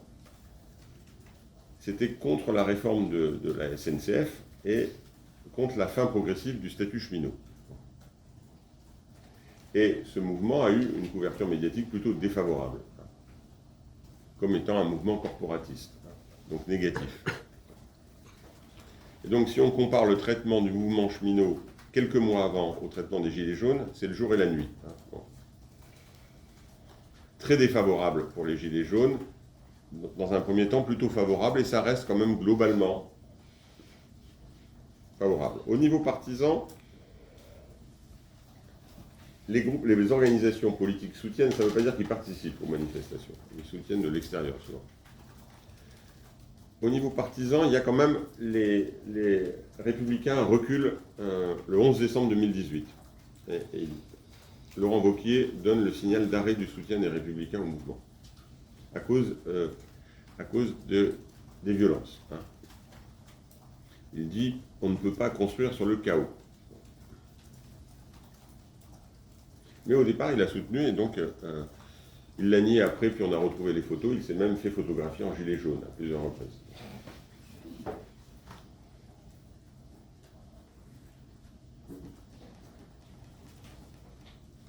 L'impact du mouvement social dans les espaces publics est disproportionné par rapport à son importance numérique.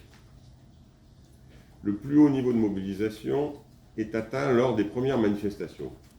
Alors là, je prends les chiffres du ministère de l'Intérieur qui sont contestés et contestables, mais je vais les comparer aux mêmes chiffres du ministère de l'Intérieur pour d'autres manifestations.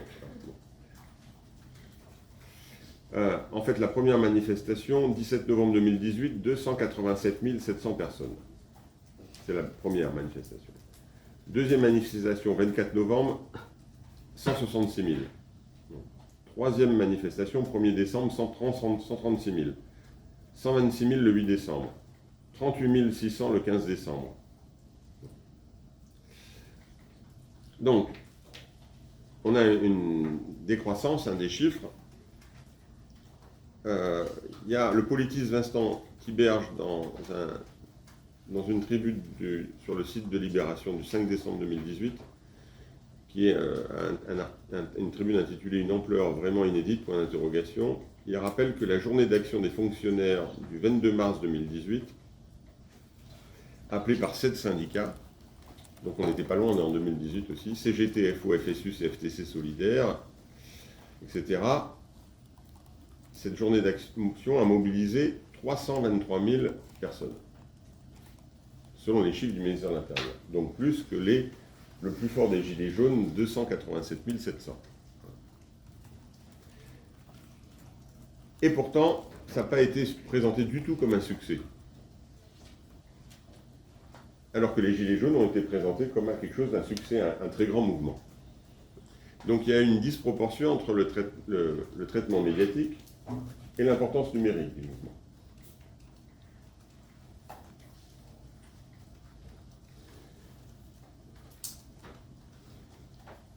Troisième point, c'est le petit c du caractère composite des mouvements sociaux et de ce mouvement. Du caractère composite des mouvements sociaux et de ce mouvement.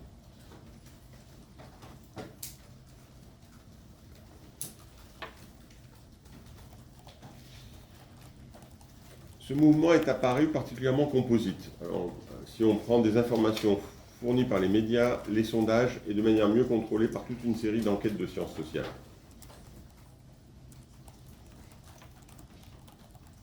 Parce que c'est un mouvement qui a généré beaucoup d'enquêtes de sciences sociales sur le moment.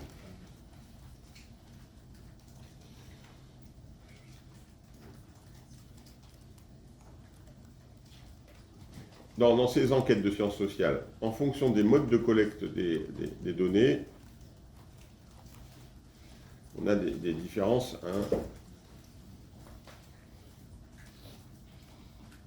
importantes. L'hétérogénéité n'est pas quelque chose de rare, on l'a vu avec Boltanski dans les cadres. Alors, on a parlé d'unification relative de personnes hétérogènes sous tout un ensemble de rapports, donc c'est quelque chose de courant, l'hétérogénéité. Ça ne veut pas dire que tous les mouvements sociaux, les groupes sociaux sont équivalents sur le plan de l'hétérogénéité. On peut dire qu'il y a des degrés différents d'hétérogénéité et d'unification en fonction des groupes, des moments, des situations. Dans cette perspective, les Gilets jaunes apparaissent tout particulièrement hétérogènes, notamment parce qu'ils n'ont pas bâti de dispositif institutionnel suffisamment commun à l'ensemble, commun à l'ensemble des ronds-points, à l'ensemble des villes, etc. Leurs porte-paroles ont été éclatés sur le territoire. Il est faux de dire qu'il n'y a pas eu de porte-parole. Rond-point par rond-point, ville par ville, il y a eu des porte-paroles. Mais le problème s'est révélé sur les porte-paroles nationaux. Il y a eu des figures médiatisées sur le plan national, mais qui ont été immédiatement contestées dans le mouvement à chaque fois. Et donc, il n'y a pas eu de porte-parole légitimes nationaux.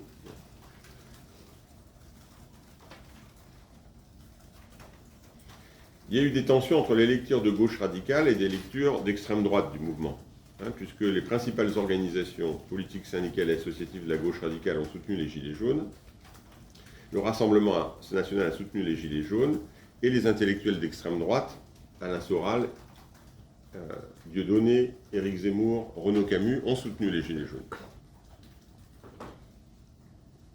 Ce qui a contribué à brouiller l'image politique et idéologique.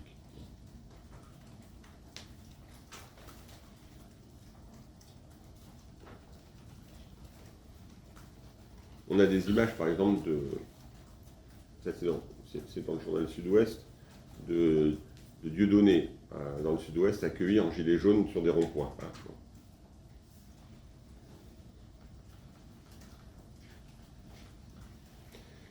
Les médias, alors, les professionnels de la politique, les intellectuels et même les chercheurs en sciences sociales ont joué alors un rôle important dans une certaine unification symbolique du mouvement. Parce que je l'ai dit, il y avait un problème d'unification symbolique par les porte-paroles eux-mêmes qui ne sont pas complètement reconnus.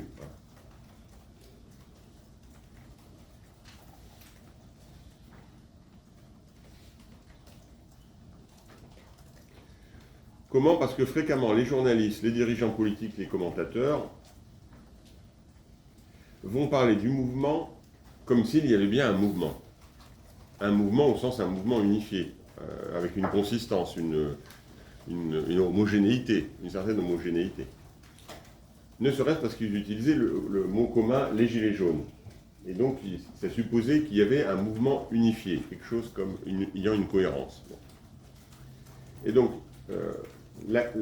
l'unification symbolique du mouvement s'est aussi fait par la diffusion de cette idée qu'il y avait un nom commun et donc une cohérence dans ce mouvement.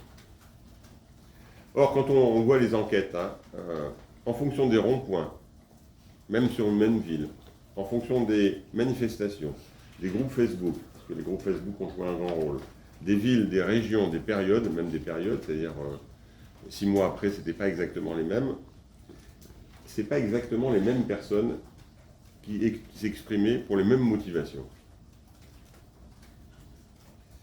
Ce n'est pas exactement les mêmes collectifs. Bref, peut-être que ce n'était pas le même mouvement. Il n'y a pas d'évidence à l'idée que c'est le même mouvement quand les motivations, les pratiques, les discours, etc., les caractéristiques sociales, politiques, etc., sont aussi diversifiées. Mais, évidemment, comme on a parlé du mouvement comme un mouvement, et que le référent les Gilets jaunes est devenu une forme, ça a contribué à unifier symboliquement des gens hétérogènes, et donc ça a contribué à effacer le caractère composite du mouvement.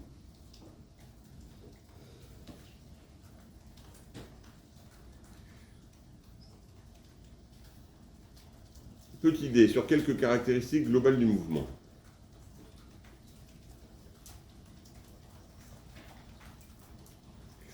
Il est difficile de donner justement des tendances complètement unifiantes, mais on peut avoir une silhouette globale avec des convergences tendancielles.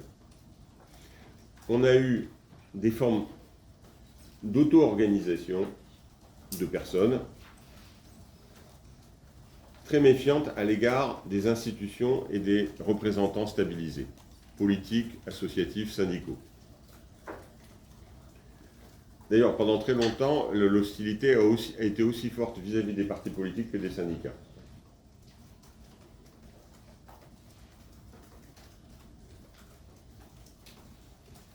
Donc, ça a été une tendance, auto-organisation méfiante à l'égard des institutions et des représentants stabilisés, qu'ils soient politiques, syndicaux, associatifs, étatiques. Bon. Une colère sociale contre des inégalités, en particulier à travers les injustices fiscales.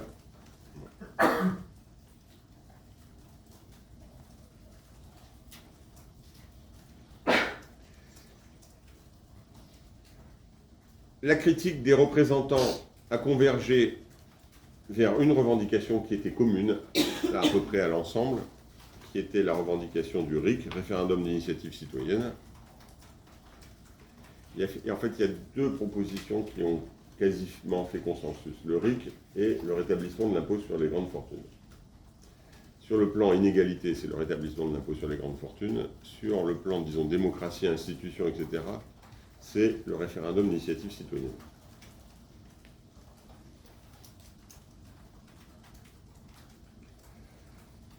Donc, un mouvement composite, mais à travers ces dimensions politiques et sociales, il y avait des composantes, disons, qu'on peut dire, émancipatrices dans le mouvement.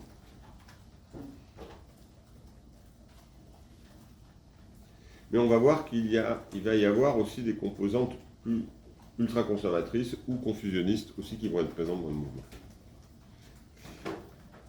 Les caractéristiques sociopolitiques des participants. La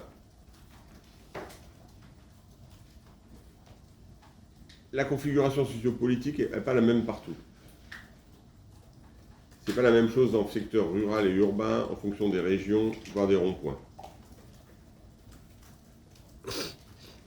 Par exemple, on a pu observer l'importance d'ouvriers et d'employés sans engagement partisan dans des cantons ruraux désindustrialisés.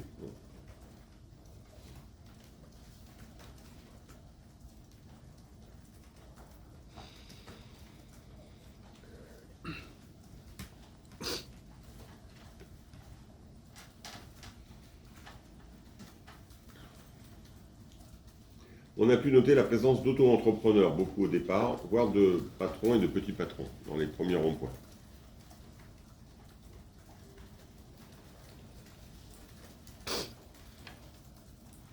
Des militants d'extrême droite et de militants de gauche radicale, mais toujours très minoritaires, dans les deux cas.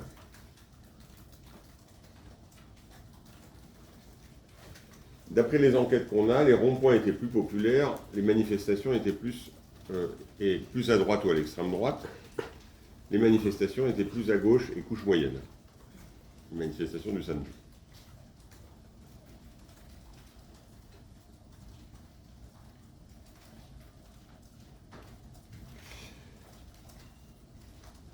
Donc, quelques tendances fortes, petit e de quelques contradictions du mouvement. L'aspect composite est moins vu, puisqu'on a eu tendance à unifier symboliquement le mouvement. Donc, quelle contradiction du mouvement? Petite, le mouvement, en fonction des lieux, a aussi exprimé des tensions entre différentes catégories, notamment entre catégories populaires. Ça a peu été mis en avant, mais c'est présent dans les témoignages qu'on a ou dans les enquêtes. Il y a eu des tensions entre secteurs précarisés et secteurs salariés, plus stabilisés.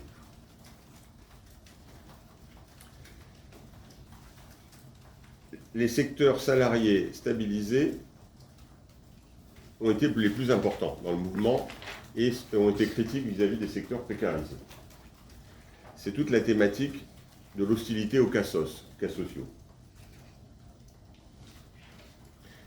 Dans les premiers ronds-points, il y a cet fort élément de la critique des cassos, qui vivent avec notre argent alors que nous on travaille, et ils vivent avec les allocations familiales, avec les minima sociaux, etc., etc.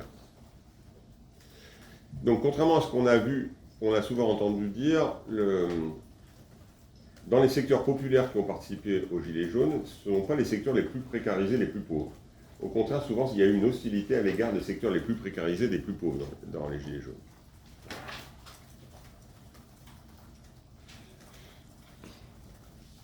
Ça a eu des échos sur les revendications. puisque si on prend, il y a eu plusieurs tentatives d'unifier les propositions, mais le 23 novembre sont rendues publiques une série de 31 revendications, hein, par une des figures les plus médiatisées du mouvement, Maxime Nicole. Et la 21e proposition est diminution de l'assistanat. Diminution de l'assistanat. C'est le thème, disons, conservateur du refus des assistés, de la trop grande importance des assistés. Bon.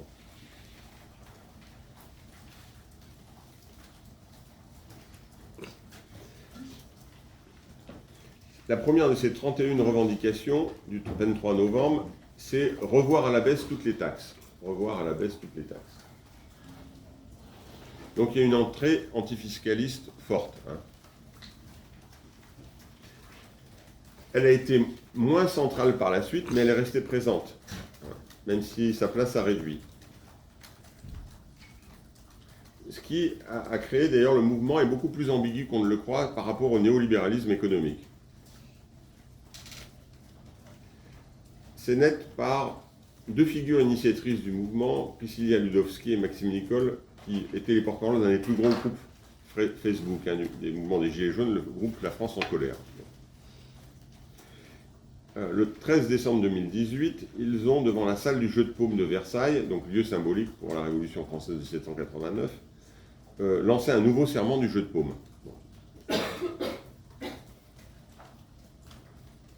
Voilà le début de ce nouveau serment du jeu de paume. Nous sommes épuisés par une pression fiscale colossale qui ôte à notre pays, à nos entrepreneurs, à nos artisans, à nos petits commerçants, à nos créateurs et travailleurs toute énergie, pendant qu'une petite élite échappe constamment à l'impôt. Les prélèvements obligatoires représentent désormais 46% du PIB, les aides sociales un tiers du PIB annuel.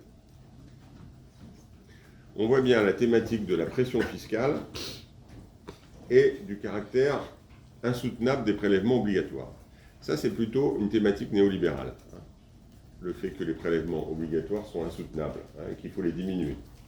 Et d'ailleurs, c'est une des motivations fortes des politiques néolibérales de limiter le taux des prélèvements obligatoires pour libérer l'économie. Bon. Or, là, c'est une thématique aussi du mouvement des Gilets jaunes. Hein. Le caractère insoutenable des prélèvements obligatoires. Bon. Et des aides sociales, parce que c'est très important. Dans les prélèvements obligatoires, il y a toujours cette histoire de cassos. Hein. Les aides sociales sont trop importantes. Et la diminution de l'assistanat. Bon. Donc les minima sociaux, etc. Bon. Il faut noter aussi que dans la liste, notre pays, nos entrepreneurs, nos artisans, nos petits commerçants, nos créateurs et travailleurs, les entrepreneurs sont en premier, les travailleurs sont en dernier.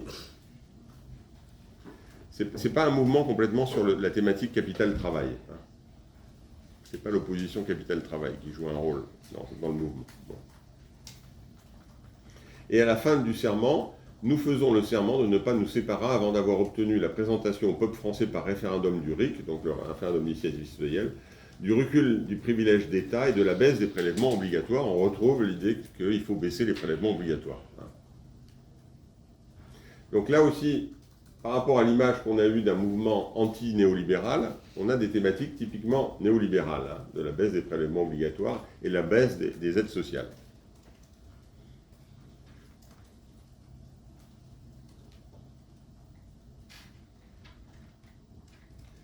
C'est quelque chose qu'on connaît dans la sociologie des classes populaires. Hein.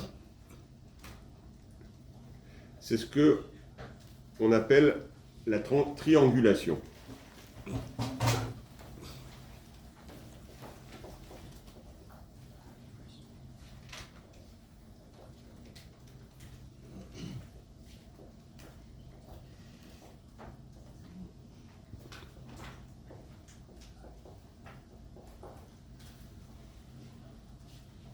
Et c'est notamment lié aux travaux d'un des grands spécialistes de sociologie des classes populaires, qui est Olivier Schwartz.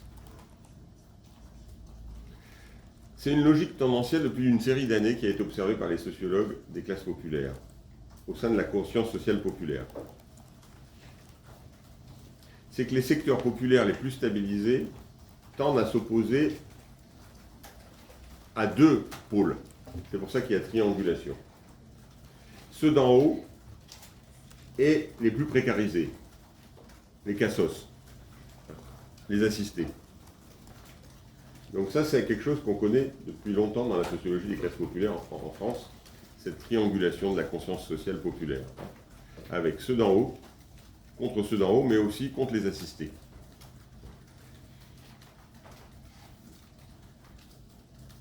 Les plus précarisés pouvant être acisés aussi. Ceux qui touchent les allocs, etc. C'est aussi les immigrés ou issus de l'immigration, etc. Donc ça peut être facilement aussi racisé.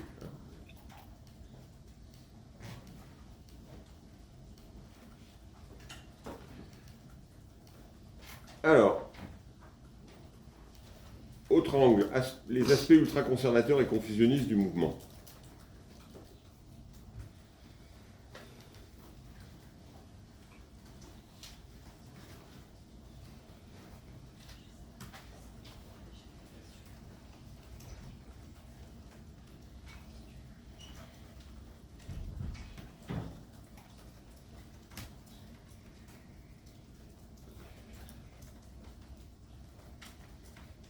Donc, aspect ultra-conservateur. Il y a des traits ultra-conservateurs minoritaires, je dis bien minoritaires, des tendances confusionnistes plus larges. C'est difficile de dire si c'est majoritaire ou minoritaire, mais plus large. Qui est un élément qui indique que le mouvement a été affecté en partie par le contexte dans lequel il se développe. Il n'est pas indépendant du contexte dans lequel il se développe. Il y a eu, la composante ultra-conservatrice s'est beaucoup exprimée au départ du mouvement avec des dérapages localisés du mouvement en novembre 2018. Par exemple, le 21 novembre 2018, à Flixcourt, donc dans la circonscription d'ailleurs de François Ruffin, des Gilets jaunes ont interpellé et remis à la gendarmerie 6 migrants découverts dans un camion citerne.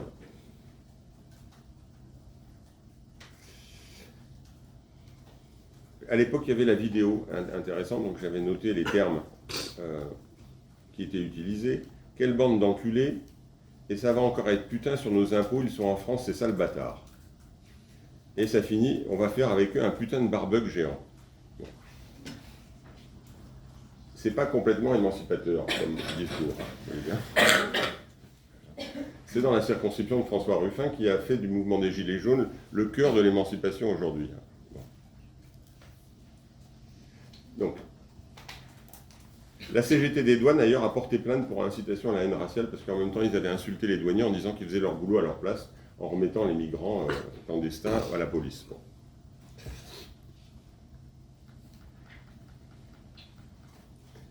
L'hostilité aux migrants est demeurée minoritaire, mais a perduré dans le mouvement.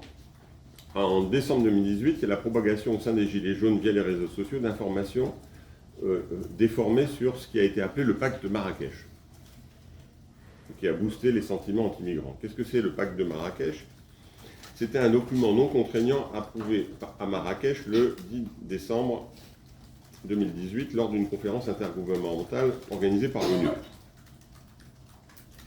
Et ça, sous la houlette de l'extrême droite, alors il y avait Marine Le Pen, Renaud Camus, Alain Soral, de la droite radicalisée, Nicolas Dupont-Aignan, Éric Ciotti, des rumeurs fausses ont circulé selon lesquelles le gouvernement français aurait signé un accord à Marrakech qui aurait accepté, je cite, une invasion migratoire, même dans certains cas un remplacement de la population française. Donc on a retrouvé la théorie du grand remplacement, c'est-à-dire qu'on aurait signé un pacte à Marrakech selon lequel on allait remplacer la population blanche chrétienne française par des musulmans, des arabes et des noirs.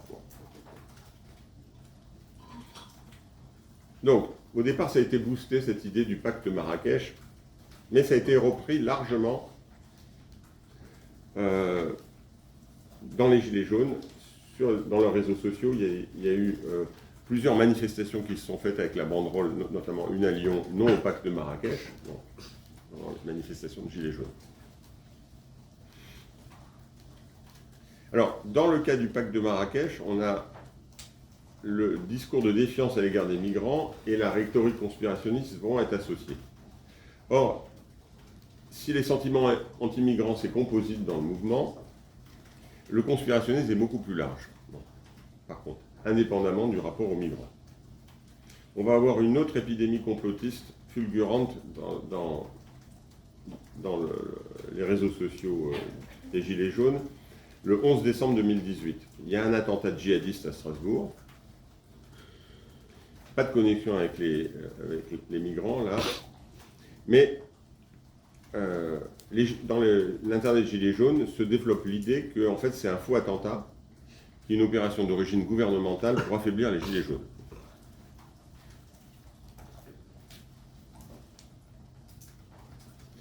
Avant le pacte de Marrakech et l'attentat de Strasbourg, les réseaux sociaux et les Gilets jaunes apparaissent particulièrement sensibles aux fake news, aux rumeurs conspirationnistes. Un sondage réalisé par l'IFOP pour la Fondation Jean Jaurès et le site Conspiracy Watch en décembre 2018 fournit quelques indices. Parmi les personnes se définissant comme gilets jaunes, c'était 18% de la population française au moment de l'enquête. Une forte minorité est proche des têtes complotistes à propos de l'attentat de Strasbourg, 42%, donc cet attentat djihadiste. 42% pour ceux qui se définissent comme gilets jaunes, alors que pour l'ensemble de la population, c'est 23%.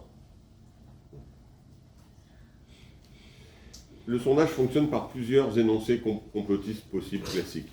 Et après, on voit le nombre d'énoncés qui sont acceptés ou pas. 40% des gens se définissant comme gilets jaunes approuvent 5 énoncés complotistes sur les 10 proposés par le sondage. 5 énoncés complotistes, c'est 21% dans l'ensemble de la population, mais c'est 40% pour ceux qui se définissent comme gilets jaunes. Donc il y a une dimension plus large du complotisme. Si dans ce sondage aussi, 59% des personnes ayant participé aux actions des gilets jaunes, là dans les sondages, il y a plus ou moins une différence, ça dépend des instituts de sondage, parce qu'il y a des gens qui se définissent comme gilets jaunes, mais qui n'ont jamais participé à aucune action. Et donc, il y a ceux qui ont participé à une action. Bon. Là, 59% des personnes ayant participé aux actions Gilets jaunes sont d'accord avec l'énoncé, 59%, l'énoncé selon lequel l'immigration est organisée délibérément par nos élites politiques, intellectuelles et médiatiques pour aboutir à terme au remplacement de la population européenne par une population immigrée. Donc 59% des personnes ayant participé aux actions de Gilets jaunes, contre 25% pour l'ensemble de la population française qui sont d'accord avec cet énoncé. Donc, on a des traits, disons, ultra-conservateurs minoritaires, des traits confusionnistes plus larges. Il y a aussi la question de l'antisémitisme qui est à noter, et il y a la réactivation du nom de Rothschild dans ces manifestations. Rothschild, on le voit dans les travaux historiques, c'est le fantasme historique depuis 1830 en France. C'est là qu'émerge le nom de Rothschild dans une forme d'anticapitalisme antisémite. Et depuis 1830, il réapparaît de plus en plus, enfin régulièrement, alors que, disons, la place, disons, de la banque Rothschild dans le capitalisme est devenue très limitée, mais le fantasme autour de Rothschild demeure très fort.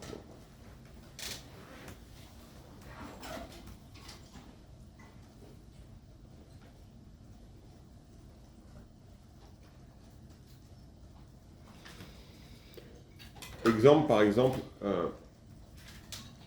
sur la décoration de la tribune où se sont déroulées les prises de parole du rassemblement du 12 janvier 2019 à Bourges, qui était appelé par des animateurs nationaux du groupe Facebook La France en colère. Il y avait donc toujours Priscilla Ludowski et Maxime Nicole. C'était l'acte 9 du mouvement. On trouve, qui entoure la tribune, une énorme pancarte, RF, République française, RF, Rothschild Family.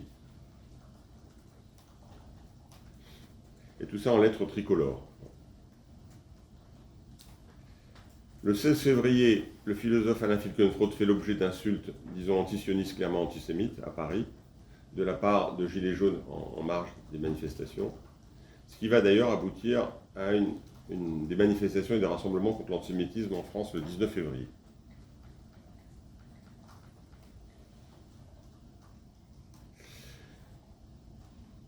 Je m'arrêterai là et puis la prochaine fois je parlerai des Gilets jaunes et des résultats des élections européennes qui ont suivi. Bon. Mais les zones ultra-conservatrices minoritaires du mouvement, et c'est très confusionniste, plus étendu, j'ai dit, il ne faut pas savoir est-ce qu'ils sont minoritaires, est-ce qu'ils sont majoritaires, mais en tout cas ils sont plus étendus, comme le conspirationnisme. Un sentiment de défiance à l'égard des migrants. Bon. L'aspect aussi, disons, de l'hostilité aux assistés, bon, aux minima sociaux, etc. On peut tirer l'hypothèse que le mouvement des Gilets jaunes tire certains de ces traits de l'ère du temps ultra-conservateur et confusionniste dans lequel il baigne.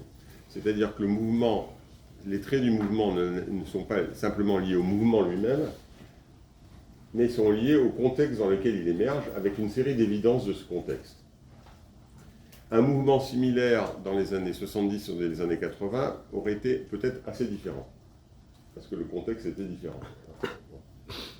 Donc, c'est quelque chose qui est peu appréhendé, mais l'importance du lien entre le contexte idéologique et politique et les mouvements dans lesquels émergent, disons, ces mouvements. Voilà. Et on finira sur les Gilets jaunes la prochaine fois avec les résultats des élections européennes.